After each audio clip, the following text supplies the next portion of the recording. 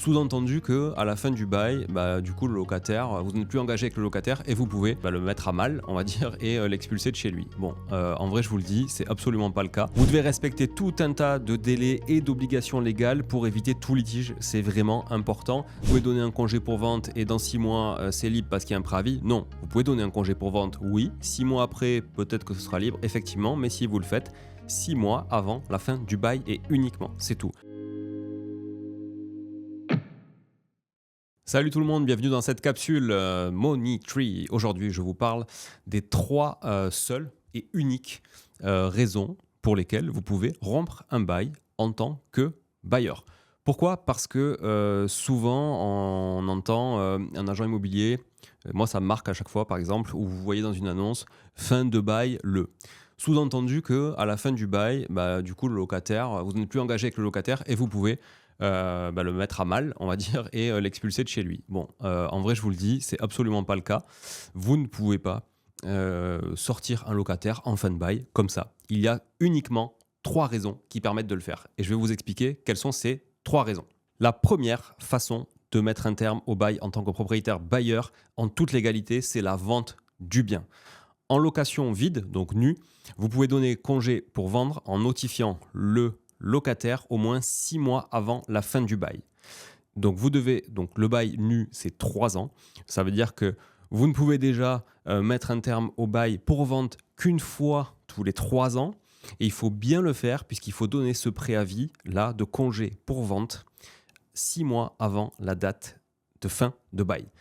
Donc finalement, quand on vous dit regardez, vous pouvez donner un congé pour vente et dans 6 mois, c'est libre parce qu'il y a un préavis. Non, vous pouvez donner un congé pour vente, oui. 6 mois après, peut-être que ce sera libre, effectivement, mais si vous le faites 6 mois avant la fin du bail et uniquement, c'est tout. Petite subtilité, mais pas des moindres. Dans le cas de la location nue, le locataire bénéficie d'un droit de préemption qui lui donne, du coup, la priorité pour acheter le logement aux conditions fixées.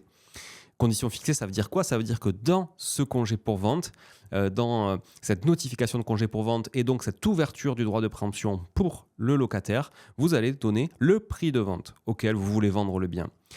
In fine, s'il y a une négociation et que le prix baisse, par exemple, une fois que vous avez commercialisé, vous n'arrivez pas à vendre 3 mois après, vous baissez le prix, il faut repurger ce droit de préemption du locataire puisque le locataire a pu vous dire non, par exemple, à 150 000 euros, mais pourrait très bien vous dire oui à 140 000 ou même 149 000. C'est même pas un sujet. Donc vous devez à chaque fois remettre à jour s'il y a une modification de prix pour que le prix définitif qui soit acté soit vraiment celui que vous avez proposé au locataire avant de vendre à quelqu'un d'autre.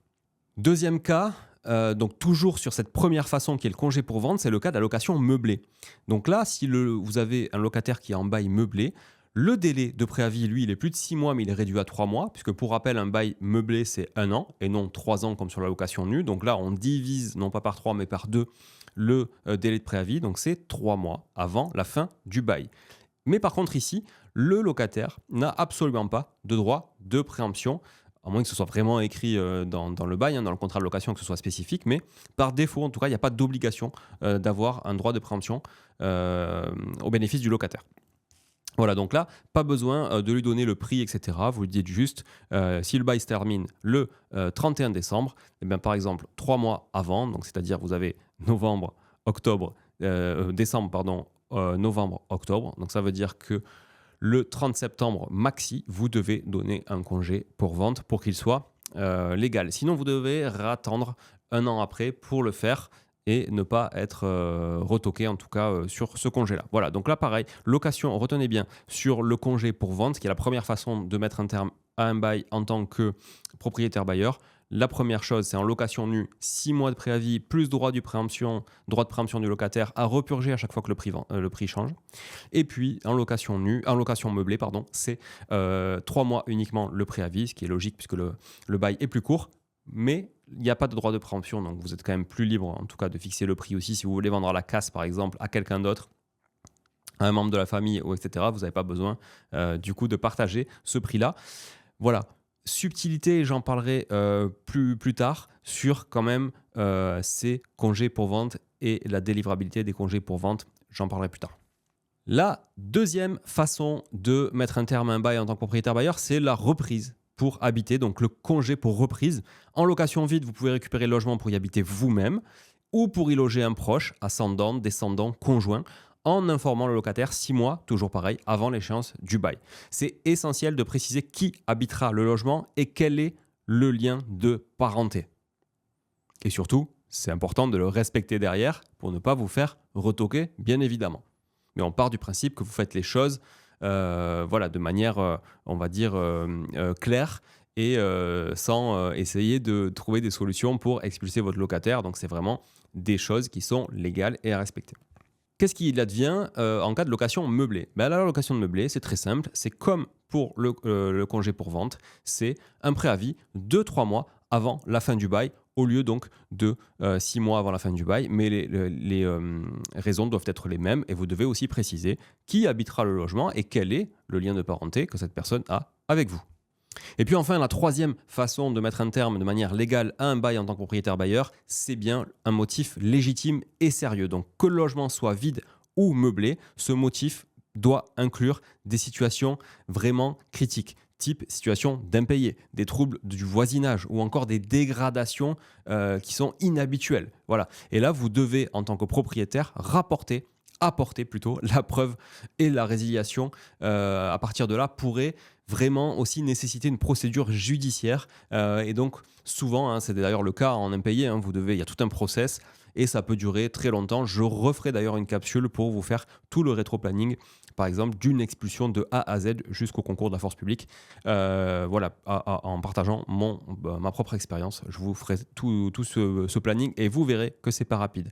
Donc troisième, c'est motif légitime et sérieux pour expulser un locataire, en tout cas mettre fin à un bail. Donc là, c'est peu importe, j'ai envie de dire, la durée du bail et la fin du bail, c'est en fonction de toute une série d'événements qu'il peut advenir entre finalement le début du bail et puis le moment où vous expulsez ce locataire. Là, on parle plutôt, on va dire, de résiliation de bail, mais on est vraiment en mode plutôt expulsion pour le coup. Voilà.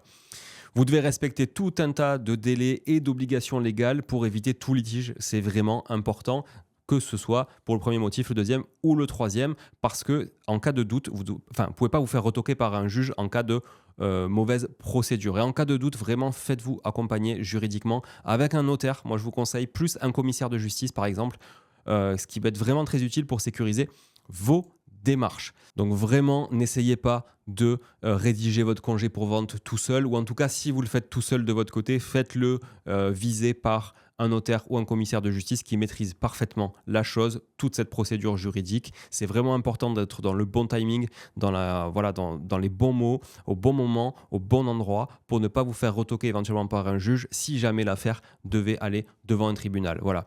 Dans ma prochaine capsule, je vais revenir sur spécifiquement le congé pour vente qui, lui, en plus, est vraiment régi parce qu'il y a une subtilité qui est quand même mal maîtrisée. De la part des agents immobiliers, c'est clairement le cas. La plupart des agents immobiliers ne maîtrisent absolument pas la façon de tout ce que je vous ai dit là, en fait, alors que franchement, je vous l'ai résumé en quoi? Allez, même pas 10 minutes. Donc, je vous invite à partager ça aux agents immo qui ne maîtrisent pas le sujet ou qui marquent des conneries sur les annonces ou qui vous racontent des conneries en visite. Mais surtout, dans le congé pour vente, il y a une subtilité qui est souvent mal maîtrisée, même des investisseurs, et qui rend souvent le dit congé caduc. Et je vous le partage dans la prochaine capsule. À très vite. Ciao, ciao.